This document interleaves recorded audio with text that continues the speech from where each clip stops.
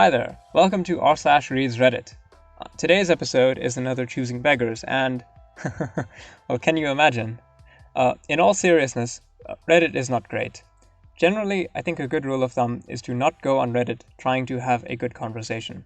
You can, of course, be surprised, sure, but I think the average Redditor is really not someone I would recommend talking to about anything, let alone something as serious as wealth inequality. There are all kinds of nuances and perspectives that they don't have that makes Reddit discourse just very toxic and bad.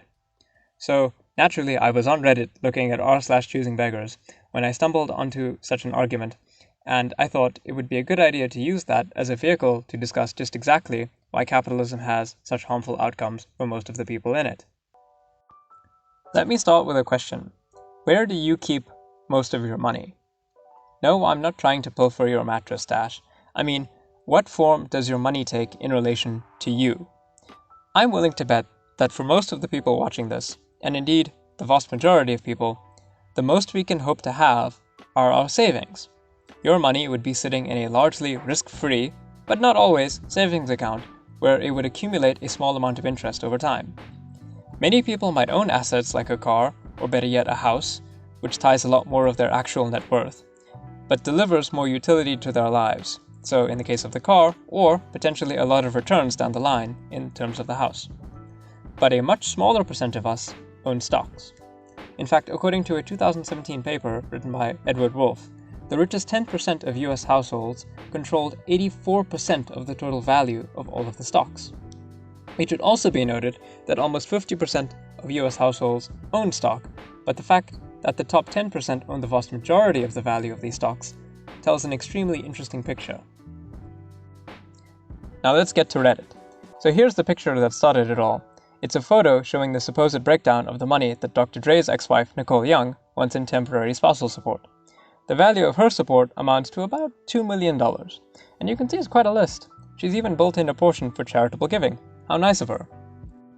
Now, if you're unfamiliar, r/ChoosingBeggars is a subreddit that's dedicated to showing off choosing beggars that are found in real life. A choosing beggar is someone who, when offered support or help, rejects it in favor of asking for even more than what was offered, or rejects the help on some unreasonable ground. What it is not is a way to make fun of poverty. I feel this has to be stressed. So for example, someone begging for money to buy gas to get to work is just someone begging. Now, if a friend offers them a ride and they reject that ride because they insist on getting money, well, now you have an example of a choosing beggar. So the comment that I made was, I think, a simple one. I simply said, the rich live in a completely different reality than the rest of us do. And yet, there is also a concern about the nature of the request.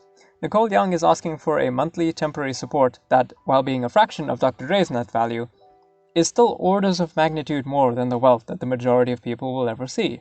If 61% of people in the US can't even afford a $1,000 medical emergency, the idea of accumulating $2 million monthly is in many cases just impossible to comprehend.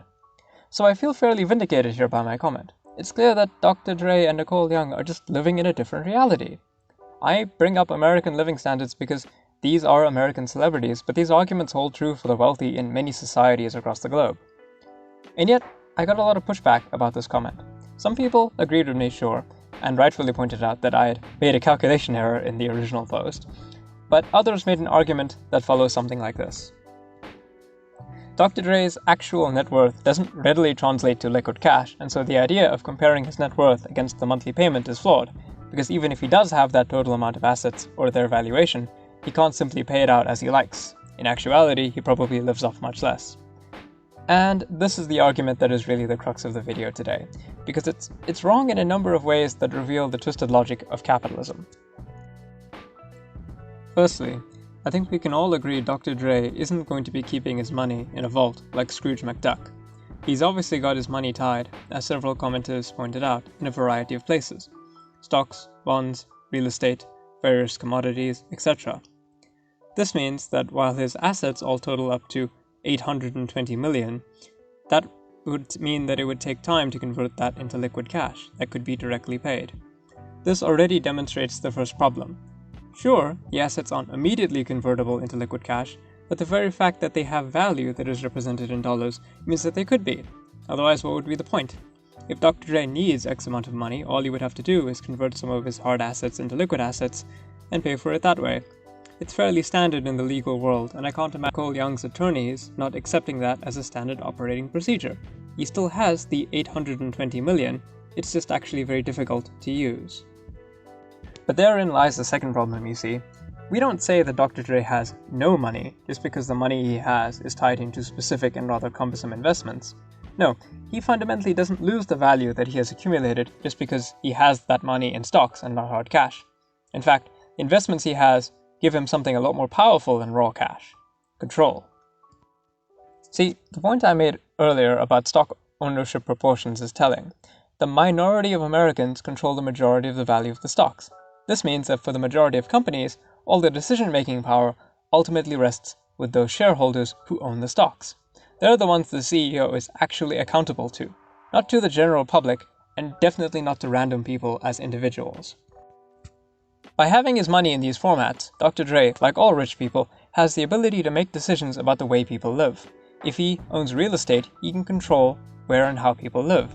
If he owns companies, he can control how people do their work. As a music executive, he can make or break the career of a musician on a whim. He has inordinate levels of power, and that comes to him because his assets give him something that we don't have: ownership. Unlike most of us who might live precariously on a hand-to-mouth basis, Dr. Dre's wealth gives him ownership over what we would call the means of production, and with that ownership he can use it to benefit himself. Obviously he would. His capital will accumulate more capital, and the more he has, the easier it will become.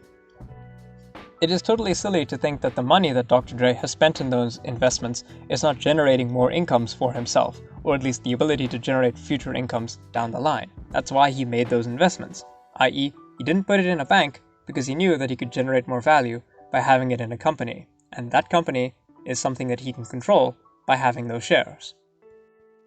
Think about yourself for a second. Do your assets, do your savings really give you any power?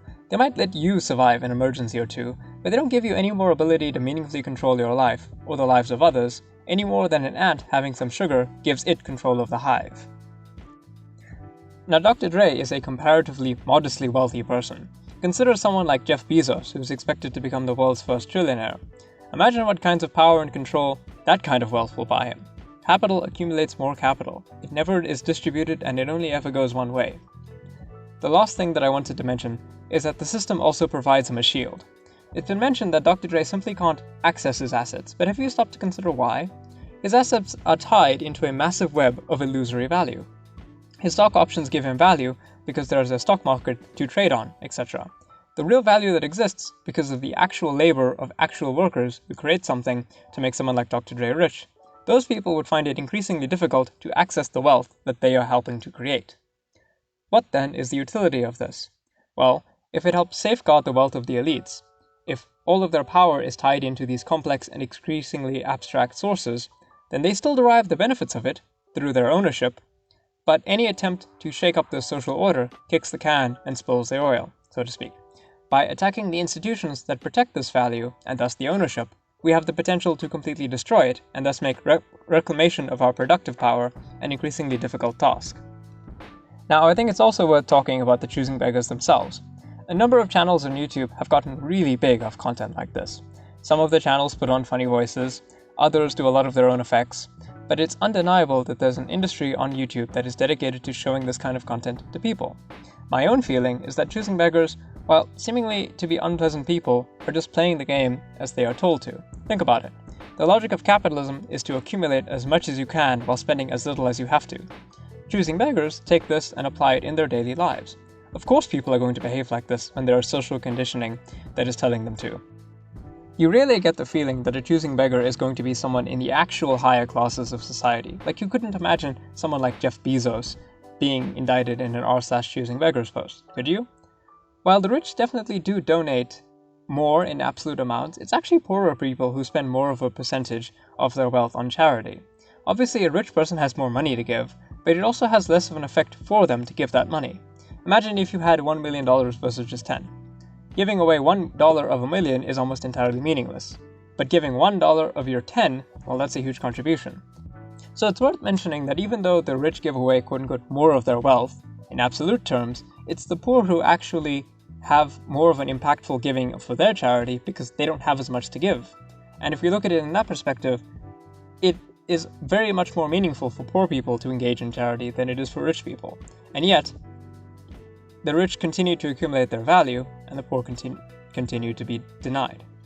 So it's funny to me that we've built up these cultural ideas about what it is a choosing beggar is going to look like, sound like, and so on. But we often ignore that when a large corporation or a firm needs a bailout, its CEOs go and demand and then beg the government for a bailout, which they get, often with very few strings attached.